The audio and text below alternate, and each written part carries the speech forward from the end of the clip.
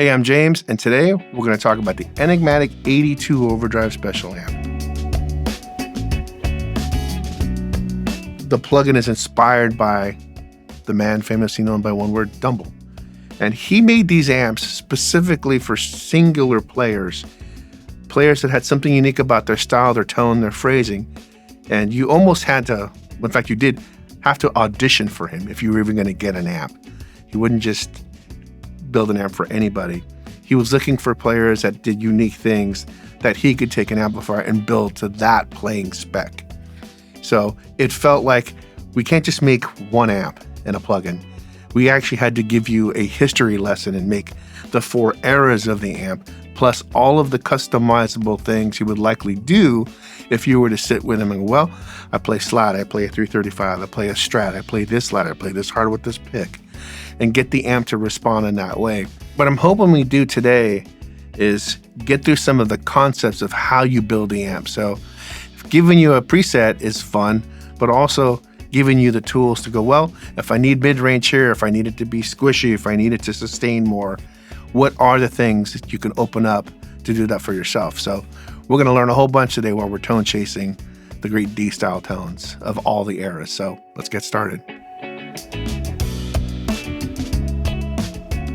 All right, so let's take a look with what we have to work with in the plugin. It's set up in 2 ways. You've got the amp head side and the cap side. So at the left here, you can pick any one of the 4 amp types. On the right, you've got 9 custom cabin mic setups, which we're going to go ahead and build some tones with later. You've got all of them there, including a direct mode. At the bottom is the clear visual of what's on the amp panel. And that's really important because that's our area to decide whether we're in the normal input or the boosted FET input. You've got a volume, your standard bright switch, but some more unique stuff like a deep. Sometimes that can become a mid control depending on the amp you have picked. You got rock and jazz, which is a sort of gain level. And then we've got the tone stack, always treble, middle, bass, and the overdrive section, which has its own tube inside there to do just the overdrive. So you've got the level and ratio, which is ratio being the amount of distortion compared to your clean. And then the power amp section, master and presence. So with that combination, we can pull up a lot of cool tones. And then especially when we open up the customized circuit, that'll give us the ability to tweak some of those things under the hood, play with the tone stack. There's a tone stack dedicated to just the overdrive section called HRM we're going to play with. So I think it's time to start building some tones. So right now I've got my guitar going straight into my Volt interface in mono, and then my Luna session here has the plugin coming in on that D high. The only thing I did was bust off a pure plate as I'm running natively in this whole system. So I've got that on a stereo bus just for fun, because who doesn't like reverb? I'm starting on the Suede amp, which is a 50-watt high plate. And what does high plate mean? High plate is a reference to the preamp in this. The high plate, higher voltage, gives you a little bit more compression, a little bit more squish. And when I move to the silver, that's going to be a 100-watt amp with a lower plate voltage. So the preamp has a little more headroom. It's also a bit of a different circuit. So let me show you Suede to silver.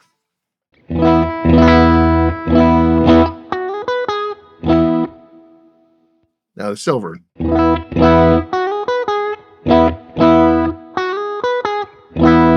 So you can hear there's a little bit more chimey stuff, a little more compression on the Suede one.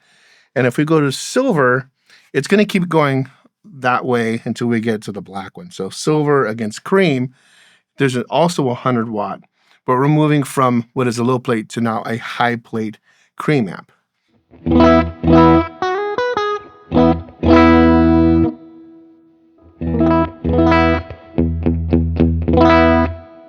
So now let's move from black to suede and you'll hear the difference.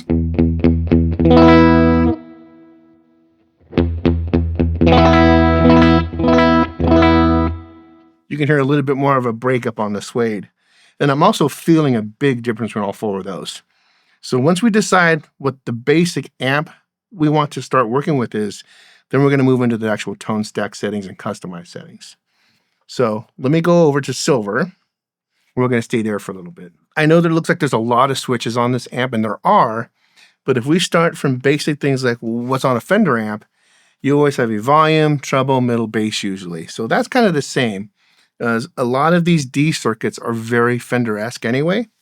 So if I just take the volume here, which I'm about 5, and start with the bright switch, you're going to have sort of the normal high-end movement of a Fender.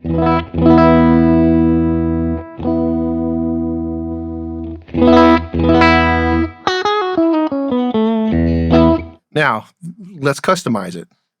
The one thing you can do is decide, well, maybe that's a little too much brightness when you have it on, or not enough. You can open Customize Circuit, and you'll notice that says 196 picofarad. So what happens here is the bigger that cap is, the more high end there is. So I could drop that down to 150.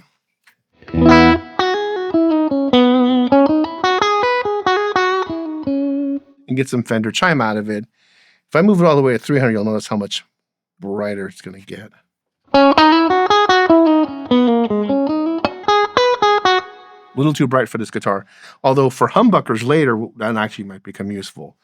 So one other thing to notice is if I take the volume and put it on 10, just like a Fender, that control doesn't do anything. So whether the bright's on or off, it's going to sound the same. So why so many bright cap values? Well, that was dependent on how hard you wanted the preamp. Because remember, the louder the volume is, the less the bright cap actually does.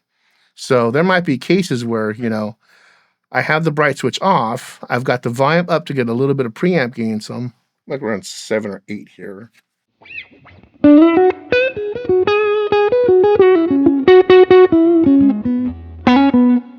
Big and loud, but I might be missing a little clarity. So then I could add the bright switch in and then maybe use that brighter value because it'll just do more at the end of that range. So in that case, the 300 actually works really well.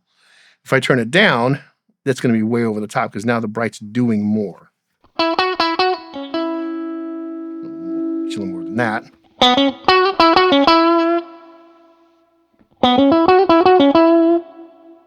So that's one of the reasons why you might want to choose a 300 picofarad cap in your bright because you might like running that volume really high.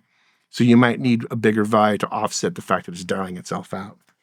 All right, so let's move over to deep. Now, deep is quite literally a large pile of bottom end. So if you've got a real thin guitar like I'm on my bridge pick up here, let's enable deep.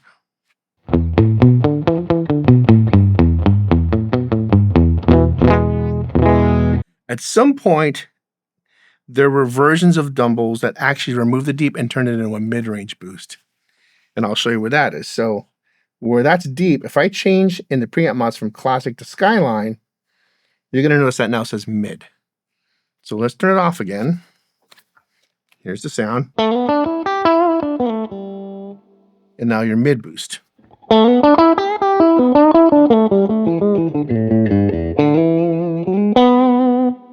So you can decide what era you want that to kind of have. Classic, again, is more 70s, early 80s, which now it's the deep. And then to the mid boost of Skyline, and then nothing. So what's Skyline and what's Classic? Classic was the original circuit inspired by the Dumble amps of the 70s. This had a very similar sort of black panel Fender-esque sound to it. It was open, a little punchy. Skyline was a sort of, and I started seeing them in the late 80s, mostly 90s, a revision to get a little bit more clean, sort of touch sensitivity out of it, a little bit more of a modern scoop sound. So if I just go from Skyline to Classic back and forth, you'll also hear that difference. Again, those are values in the tone stack and in the preamp stages. You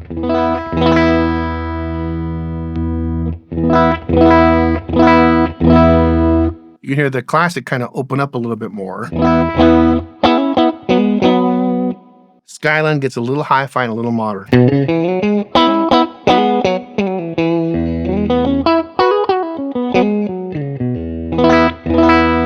A little clearer, a little less clipping.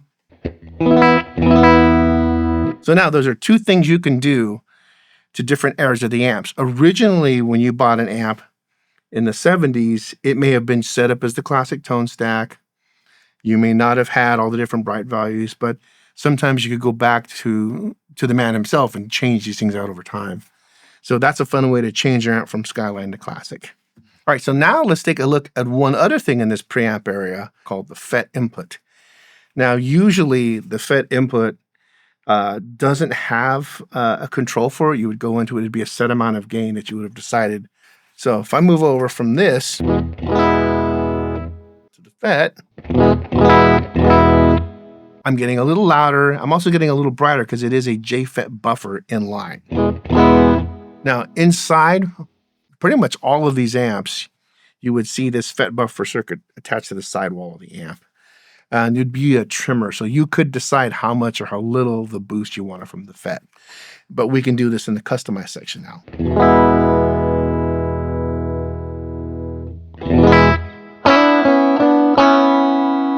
Normal.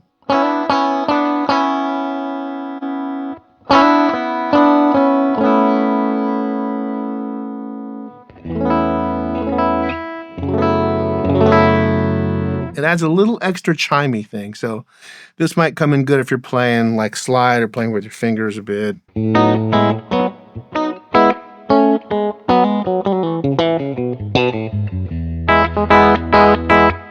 So a different way to get some brightness without actually using the bright control. So next, let's move on. We're going to go over here to the rock and jazz switch. So there's nothing saying you can't play jazz on rock, can't play rock riffs on the jazz setting. What these two settings are actually doing is sort of fixing some things in the preamp and the tone stack that can also, almost like classic and Skyline, give you a cleaner, more scooped mid-range black panel Fender sound as opposed to more of an open sort of Bassman Tweed era Marshall sound. So I'm in the rock setting now. If I go to jazz, here.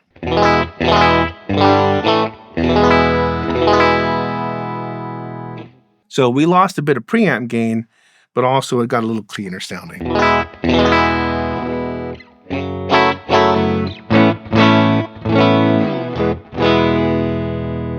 We can actually put some bass back in if we want with that. So that just got more chimey. So I can also double down and go FET input with Skyline.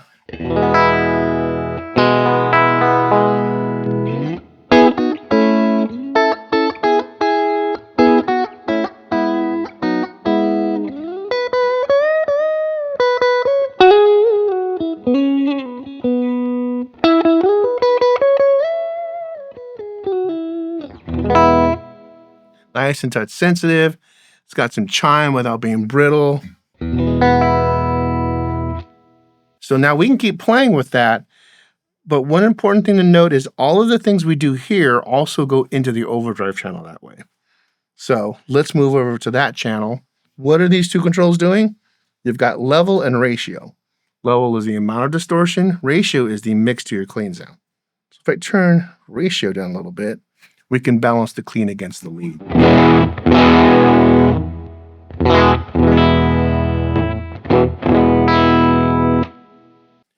So that stock setting is feeling a little bright for this guitar. So this gives us another chance to do some customizing, but in the HRM section. And what is HRM? HRM is a treble middle bass control kind of circuit stashed only in the overdrive area. So when I turn this on and open the customize panel here, you'll see treble, middle, bass. You'll also see this right here. So that's more gain hitting that. So if I want to play with the amount of gain coming into the overdrive, I can do that too. Let's pull that down a little bit. I'll pull that back. All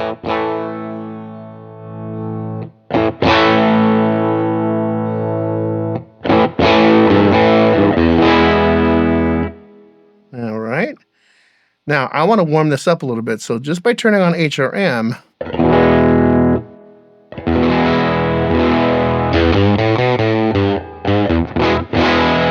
I've already got a different sound. So it revoices the overdrive and it allows me to go ahead and put some mid back in. I'm going to leave all the treble out and just do a mid-range boost.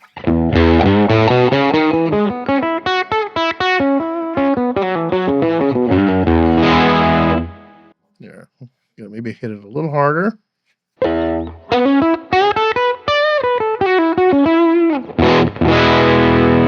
Without it.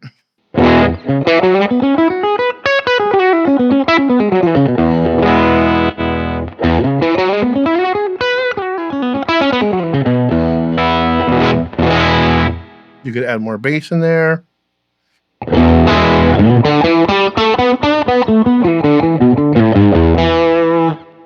So the HRM circuit, again, got popular in the 80s and 90s when a lot of players were looking to get more high gain and move a scooped, kind of more aggressive overdrive sound. So it's going to depend on whether you're looking for the 70s and 80s, more open, mid-rangey, bloomy overdrive, or the slightly more modern blues sound of the 90s HRM circuit.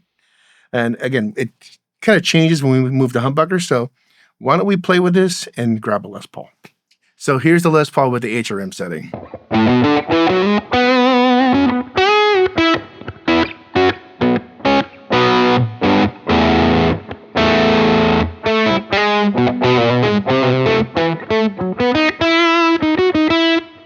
Let's do it without HRM.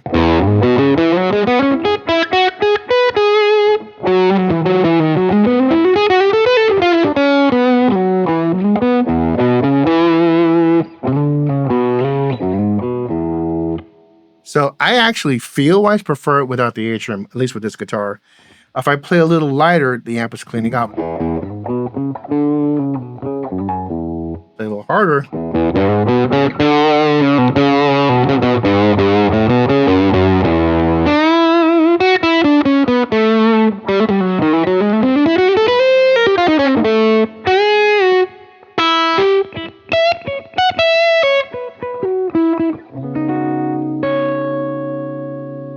And I think that's a bit of the touch sensitivity you're looking for if you're going for this kind of amp is, can I hit it hard? Can I get some gain out of it, get some sustain, play lighter, hear more complex chording?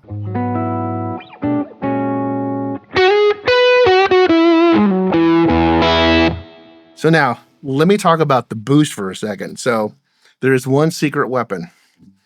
Down here in the bottom is this little hidden boost control. Historically, those were never on the front of the amp. If you bought a Dumble amp, it usually came with a foot switch that would have the controls to turn the overdrive off and on. Next to that was an extra switch, usually some people call it PAB, called preamp boost. And what that would do was usually remove the tone stack. So what does that mean? That means that in here, this treble middle bass control area would get completely bypassed. So when you do that, you actually get a bunch of gain back in your preamp because the way these tone stacks work in classic amps, like Fenders even, is they attenuate. They never really add anything. So at all times, you're kind of pulling down treble middle bass to make the EQ curve. If you take that whole circuit out, you're just going to just barrel right through the first few tubes with all the gain you can. So if I do this, I'm also going to get a bunch of mid-range back and hit it really hard. So let's hear it non-pad boosted, then I'll hit the boost.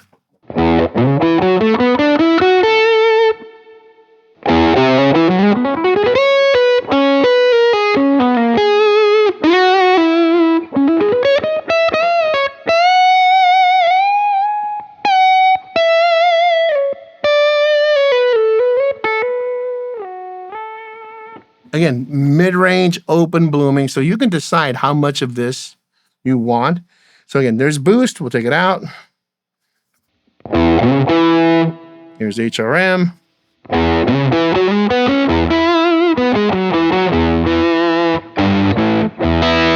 Here's boost and HRM.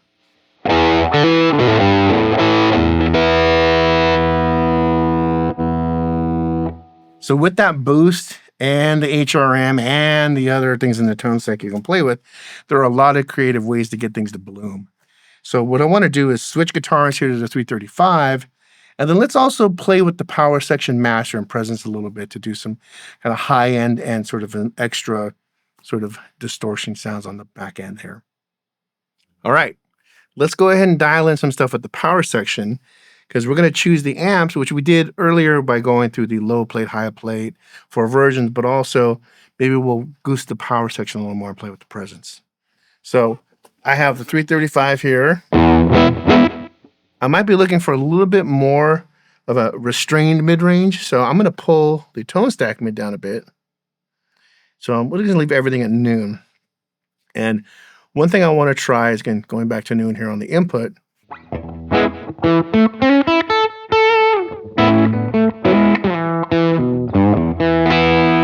So I lost a little life on the preamp stages. So I'm going to go over here. We're going to make it hotter by putting the power section up. So I'm going to get a little more distortion, but a little bit more of a compressive sag because the power tubes are getting hotter.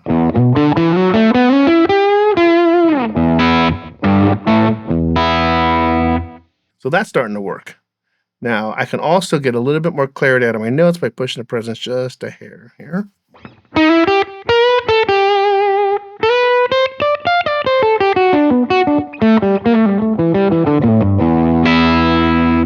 So now I still want more gain in that, so I'm looking for more of a sort of Larry Carlton, maybe meets a high gain 335 progressive rock. So I'm going to push the level more.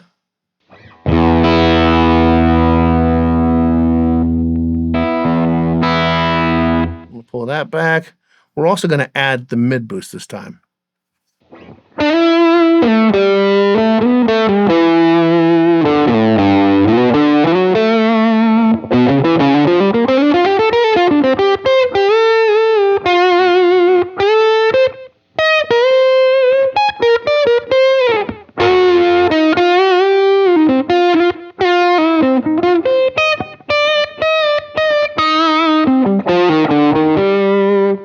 Well, that's starting to get there. I can also turn my volume down.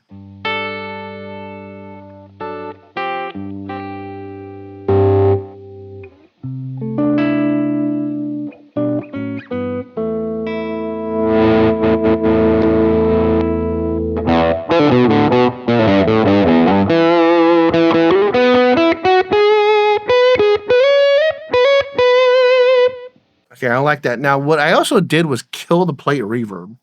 And the only thing I have going is a little bit of slap from the Galaxy Echo.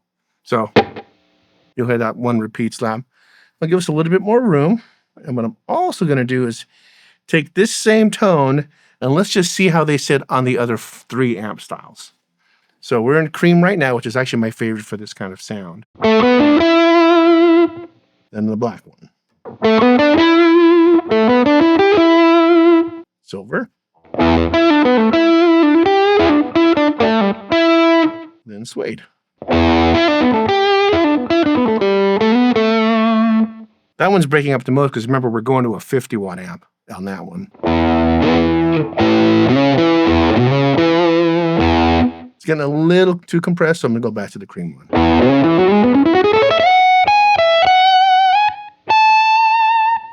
And we can get even more gain, but I'm also going to pull the presence back. So let's pull that down. Get more gain, get a little more room going.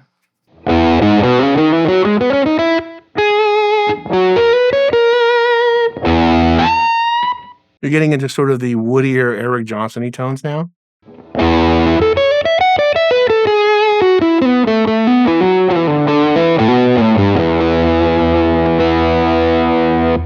So I can also clean that up some more. So let me just show you the difference between pulling the master back.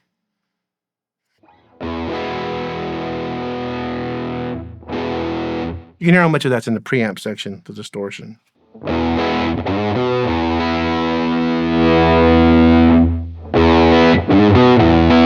Now you're also hearing the amp get louder too, so we have to take that into consideration. So we're getting louder, but we're also getting a little extra clipping and some sizzle on the back end power section. So I find that becomes more useful when I take out the overdrive. So I can treat this like a big overdriven Fender. Let's go back to our bridge pickup here. And I'll put the amp on 10, the power section, and pull the output down.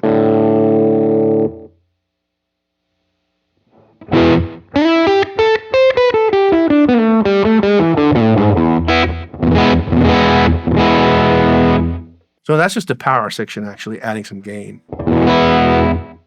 And I typically like that with the Fenders, so I'm going to go back and grab a single coil Strat. All right, I got the Strat, so let's go ahead and play with it now, and I'm going to probably add some presence back again in a bit.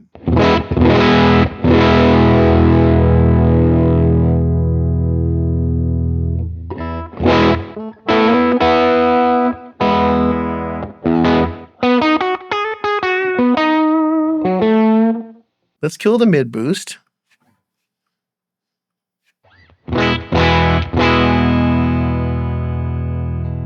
We're going to add a little bit more volume on top of that.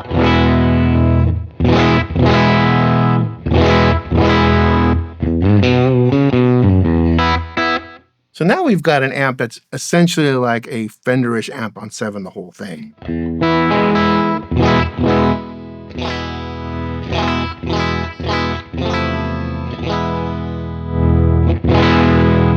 So I typically like it around 6 or 7. So somewhere in there, presence at noon.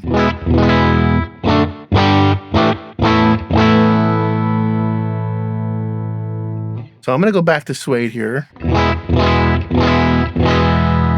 And then the cream again. So I'm going to double down and say the cream is the one I'm going to stay on. But we're also going to do this. Let's put it in jazz mode. Clean it up a little bit more.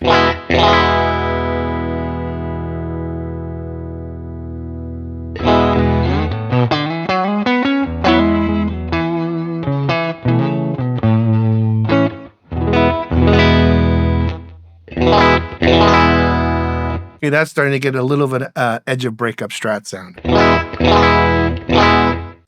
All right, so let's go through the cabs a little bit with this sound, and I'm also going to kill any reverb or slapback I had on the bus. So this is just straight amp. Let me go through the 9 cabs for you. First one is my favorite. It's a 112. It's got a nice thick bottom end because of the ribbon mic, which is an M160. It kind of works for everything.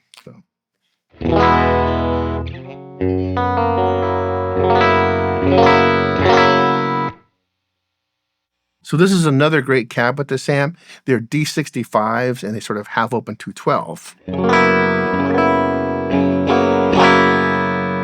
Got a more forward mid-range again, and the bottom end isn't so big and over the top.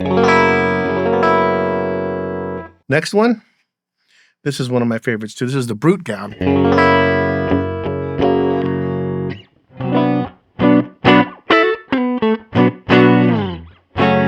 This is a 212 Dumble cab from the mid-90s with EV12Ls in it. So a little bit more hi-fi.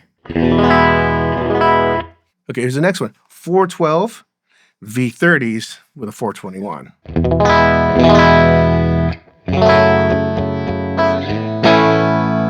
So you can hear a little bit of that sort of big wood thump of the 412 closeback. The V30s are great for high-end clarity too. Now here's another fun one. Pokey, but this is the aluminum dust cap based on the JBL D120s. So it's got a mix of 57 and a 121. So if you're playing any sort of these kind of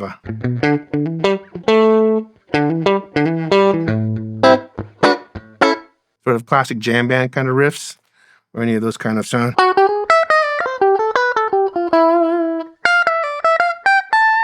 Those kind of Jerry-esque riffing sound really great with the JBLs and the Enigmatic sound.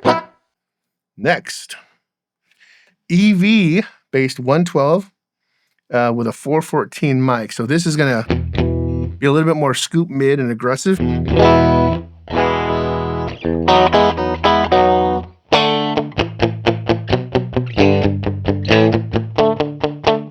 So if you're doing palm muting, a lot of the classic 80s tunes that were cut here, typically An EV12L doesn't break up, and it's got a good amount of sort of force when you play distortion through it. So it's a great rock speaker. So, and this with the 414 also sounds great. That'll distort. So it's great clean sound, awesome for leads as well. Stripped, that is a 412 vintage cabinet with 25s in it. So when we go back to the gainy stuff, this is a fun cab to get lead out of. So I can turn the overdrive on here.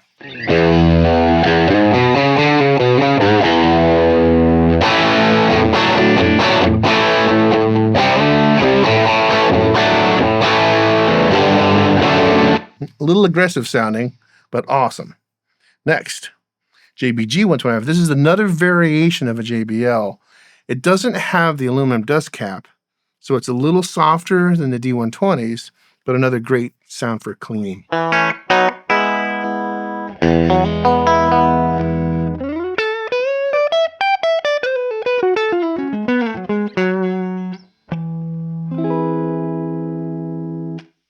Next. So this one is the giant ported late 70s D-style cabinet with original EVs in it. These cabs were, at the time, used by a lot of people like Jackson Browne, Dave Lindley. This also has a 414 on it, so you get a little bit more of a condenser hi-fi sound out of it. So this is a giant 412 size cabinet with two 12s and a port in it, so it's a unique sounding cabinet.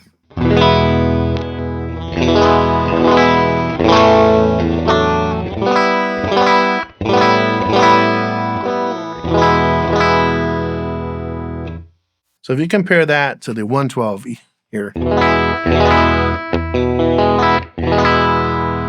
they're 25 greenback as opposed to our giant.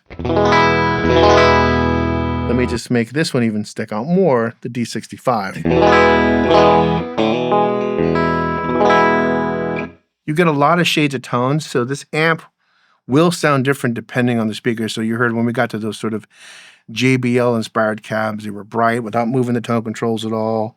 You got to felt warmed out of certain cabs because of the size and the era of the cab. So now we're going to take this and let's make a couple of extra tones with some various guitars here and maybe add a little slap back and plate.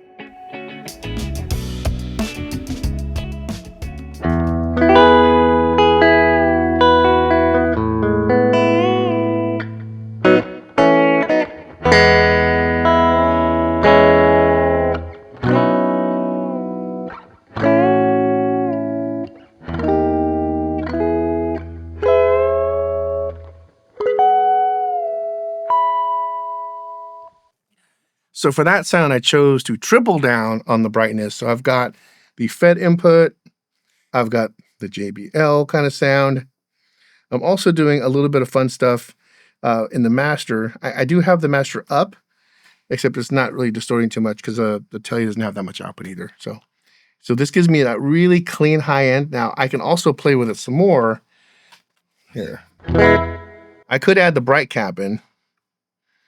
Let's customize it. Let's not have it be so bright. Let's pull it down to like 150. There.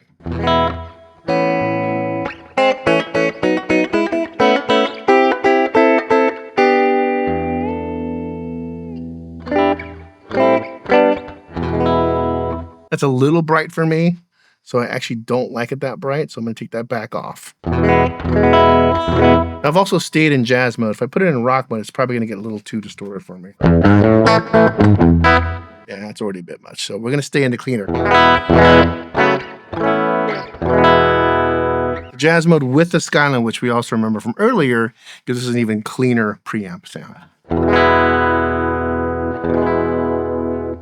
So now let's build off of this, and we're going to take this sound and go to a humbucker, and you'll hear how the two compare.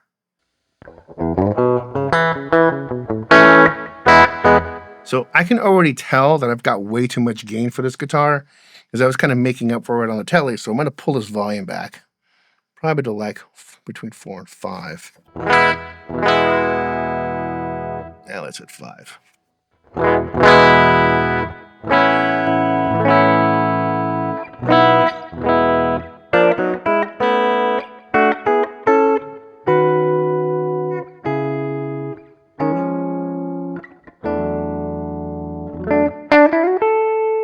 So So that's a really good clean sound. Now, I'm still using the JBL, but you'll also notice that it doesn't have that extra layer of high end because the single coils was kind of putting that in the speaker. So with the softer humbucker, it helps.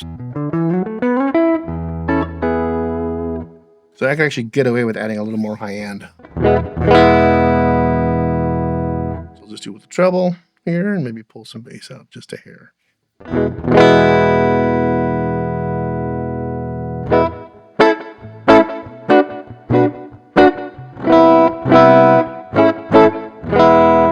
Now, at the moment, you're also hearing I put that little bit of slap and a little plate on, so just kind of leaving it there while we craft some tones.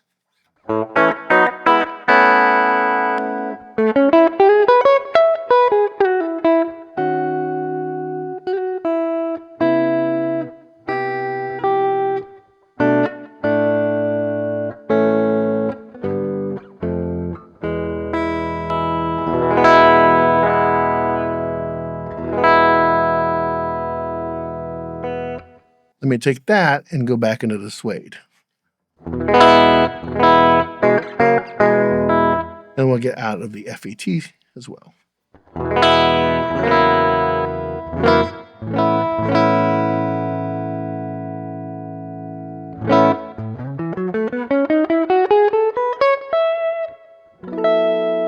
Now that sounds really nice. So let's pop out of the JBL speaker, which has the high end still in it, and go over to the GB25 with that softer greenback in it.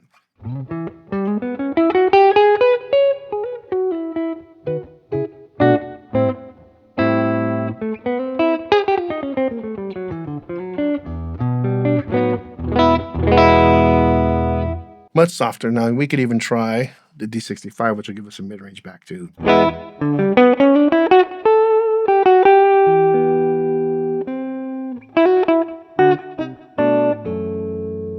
Or the Brute.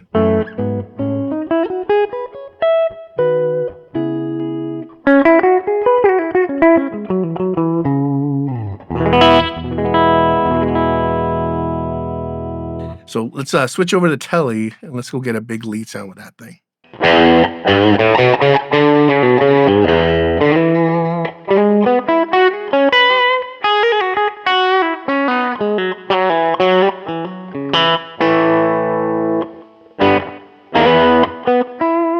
That's a cool sound. I think I want it a little warmer.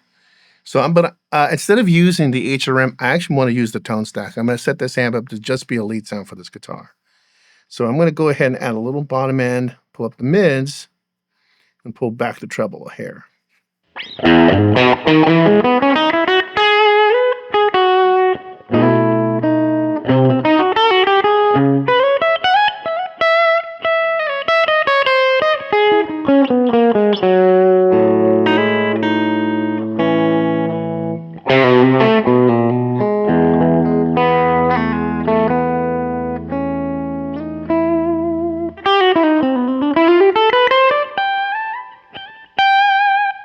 That's pretty cool.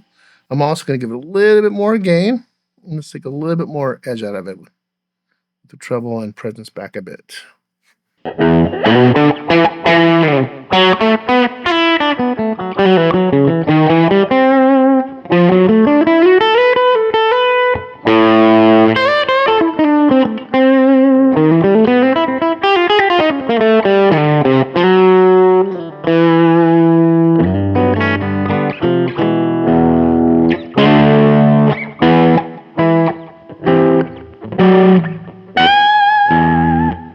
Now, great for the Telly. If we want to just do anything else, I could also switch to that super dark Celestian.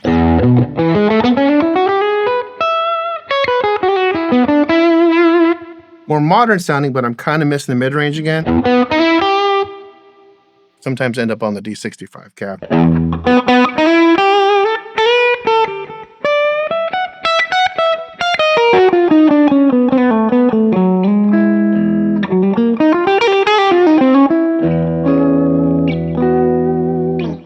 Now, why does the mid-range work on these? Sometimes the larger the ensemble or the denser the track you're playing on, the mid-range is going to help you cut out of that. So if you're in a three-piece, you can get away with the scoop mid-range, the more keyboards, acoustic guitars, background vocals. Sometimes you find that these mid-range forward cabs actually do a lot better inside a dense track. All right, so I'm going to take a few different guitars and some presets. We're going to match some things together, and I'll kind of point you to where some of the inspiration for the sounds came from. So we're calling this one Combo Crunch, which for me in a telly kind of gives me those Mike Campbell vibes, sort of.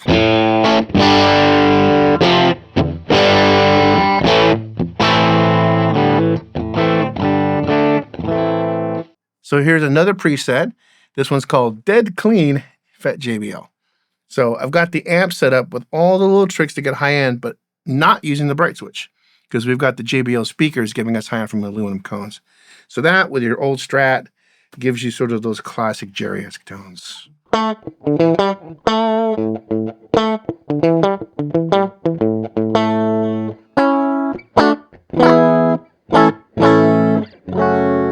Okay, for the next preset, we call this one Humbucker 90s Blues Lead. This has a little bit of that early 90s sort of Robin Ford-esque sort of humbucker sounds. It's big, woolly, sounds great with a Les Paul. Again, we're not using any reverb or slap, so this is just the amp with a little bit of room.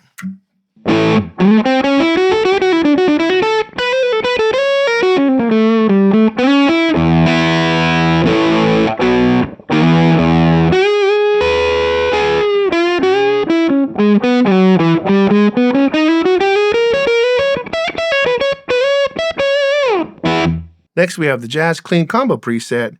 No effects, just 335 in the neck position and the sound.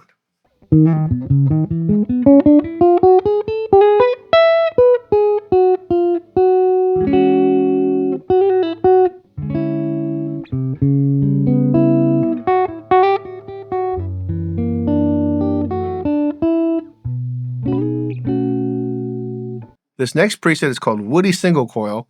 So even though we've got this bright telly, I had made this preset using the 412 cabinet with a sort of low mid-range stump and some warmer settings on the amp to get us sort of that sort of violin-y kind of woman tone sound, no matter what the single coil guitar.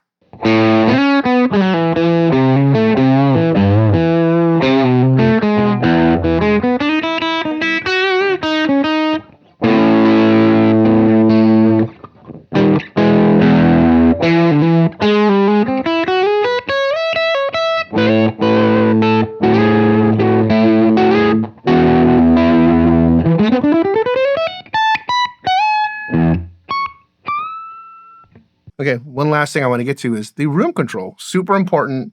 So right now I've got my slap and plate that were kind of bust over turned off. And I've got the room turned off as well. So this is as dry as you're going to get. So this is a cabinet room that's nice and quiet, basically carpeted.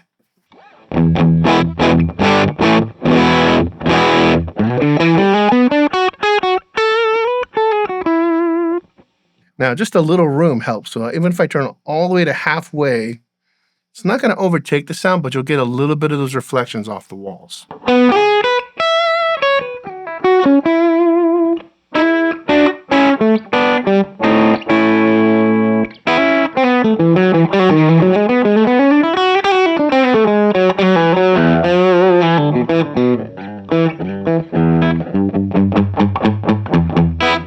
And you can hear the bottom end a little bit without it. And then with a halfway up again. Adds a little depth and a little air to stuff. A little more than that, I'm getting into the classic blues room, which I sort of associated with sort of those Cream era Clapton sounds where the amps were loud and the mics were pushed back.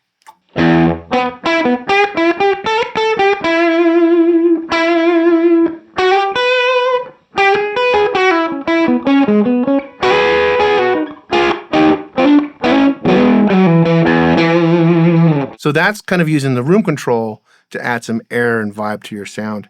So one of the great things about the amps, again, pedal friendly in the front. So you could run a couple of pedals in your interface or use some plugins in front of this thing. It's great with a little post reverb, all the tone stack options, the distortion options, all of the things that customize the cabinets.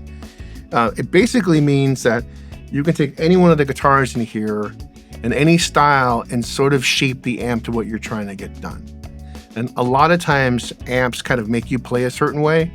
In this case, the amp's going to get you somewhat there, but now that you know some of these tricks to tone shaping the amp, you're going to make the amp do more work for you and attach to your playing, your touch sensitivity. Because the one thing you're missing is that every time I picked up a different guitar, it felt different. Every time I used the guitar and moved the power section stuff or picked a high plate, low plate, the FET, it all felt different. It made me play differently. So I think when you get this in your hands with your favorite guitars, you'll be able to make this sort of collection of your own D-style amps that are appropriate for Telly, Strats, Les Pauls, 335s, finger picking style, rockabilly, jazz, progressive rock, whatever you want to do, you can make this amp do that. So hopefully you picked up some new tricks and kind of understand the mystical world of Enigmatic and D-style amps. I'm James. I hope you had some fun. See you next time.